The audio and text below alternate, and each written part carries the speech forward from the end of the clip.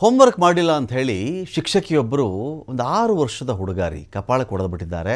ಆ ಶಿಕ್ಷಕಿ ತೊಡೆ ಮೇಲೆ ಬಿದ್ದು ಸತ್ತೋಗಿದ್ದಾನೆ. ಆ ಹುಡುಗ ಒಂದೇ ಏಟಿಗೆ 6 ವರ್ಷದ ಬಾಲಕ ಸತ್ತೋಗಿದ್ದಾನೆ. ಶಿಕ್ಷಕಿ ತೊಡೆ ಮೇಲೆ ಕುಸಿದು ಬಿದ್ದು ಬಾಲಕ ಸತ್ತಿರೋದಲ್ಲಿ ಆಂಧ್ರ ಪ್ರದೇಶದ ವಿಶಾಖಪಟ್ಟಣಂನ ಶಾಲೆಯಲ್ಲಾಗಿರ್ತಕ್ಕಂಥ ಘಟನೆ ಇದು. ಬಾಲಕ ಕುಸಿದು ಬಿದ್ದಿರುವ ದೃಶ್ಯ ಕೂಡ CCTV ಕ್ಯಾಮ್ರಾದಲ್ಲಿ ಸೆರೆಯಾಗಿದೆ. ಶಿಕ್ಷಕಿ ಬಂಧನಕ್ಕೆ ಒತ್ತಾಯಿಸಿ ಪೋಷಕರು ಪ್ರತಿಭಟನೆ ಮಾಡ್ತಾ ಇದ್ದಾರೆ. ಪ್ರಕರಣ ದಾಖಲಿಸಿಕೊಂಡು ತನಿಖೆ ಮಾಡ್ತಾ ಇದ್ದಾರೆ ಪೊಲೀಸರು. ತನಿಖೆಗೆ ಆದೇಶ ಕೊಟ್ಟಿರೋದು ಆಂಧ್ರ ಪ್ರದೇಶ ಸರ್ಕಾರ. 3 ಸದಸ್ಯರನ್ನ ಒಳಗೊಂಡಂತಹ ಸಮಿತಿ ರಚನೆ ಮಾಡಿರೋದು ಶಿಕ್ಷಣ ಇಲಾಖೆ. ಶಿಕ್ಷಕಿ ಶಿಕ್ಷೆ ಕೊಟ್ಟುಬಿಟ್ರೆ ಶಿಕ್ಷಕಿ ಇಲ್ಲ. ನೋಡಿ ಆ ಹುಡುಗ, ನೋಡಿ ಆ ಹುಡುಗನ ಹೊಡೆದಿರೋದು. ಯಾಕೆ ಇದೆಲ್ಲ ಇಲ್ಲಿವರೆಗೂ ಯಾಕೆ ಹೋಗ್ತಾ ಇದೆ?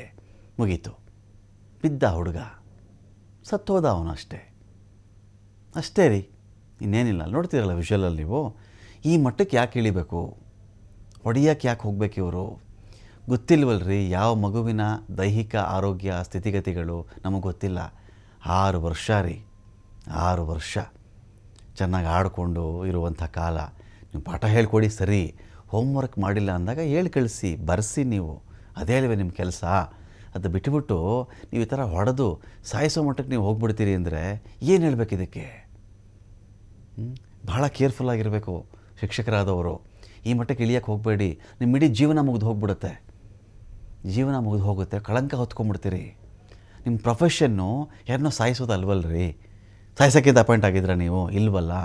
ದಂಡಿಸಿ, ಶಿಕ್ಷೆ ಕೊಡಿ, ಮನೆಗೆ ಹೇಳಿ, ಪೇರೆಂಟ್ಸ್ಗೆ ಇನ್ಫಾರ್ಮ್ ಮಾಡಿ, ಇವ್ನು ಯಾಕೆ ಹೋಮ್ವರ್ಕ್ ಬರೆದಿಲ್ಲ ಅಂತ ಕೇಳಿ, ಅಥವಾ ಶಾಲೆಯಲ್ಲೇ ಬರೆಸಿ ಒಂದು ಕಡೆ ಕೂರಿಸಿ. ನಾನಾ ವಿಧಾನಗಳಿದೆಯಲ್ಲ. ಹೊಡೆಯೋದೇ ಆಗಿಬಿಟ್ರೆ, ಆ ಹೊಡೆಯೋ ಭಯದಲ್ಲಿ ಅವನು ಹೋಮ್ವರ್ಕ್ ಮಾಡಿಬಿಡ್ತಾನೆ ಅನ್ನೋದಾಗ್ಬಿಟ್ರೆ ಏನು ಕಥೆ? ತೀರ್ಕೊಂಬಿಟ್ಟ ಹುಡುಗ. ನೋಡಿ, ಸೆಕೆಂಡ್ಗಳು ಇಲ್ಲ. ಅನೇಕರು ಹೇಳ್ತಾರೆ, ಕೆಲವೆಲ್ಲ ಅಪಾಯದ ಸ್ಥಳಗಳಿರ್ತಾವಪ್ಪ, ಅವ್ರಿಗೆಲ್ಲ ಹೊಡಿಬೇಡಿ ನೀವು, ಕಪಾಳಕ್ಕೆ ಹೊಡಿಬೇಡಿ ನೀವು ಅಂತ ಹೇಳ್ತಾರೆ. ಏನಕ್ಕೆ ಹೇಳ್ತಾರೆ ಅಂತ ನಾನು ಜನ ಅರ್ಥ ಮಾಡ್ಕೊಳ್ಬೇಕು. ಈ ಪರಿಸ್ಥಿತಿ ಆಗಿದೆ ಇವತ್ತಿಗೆ.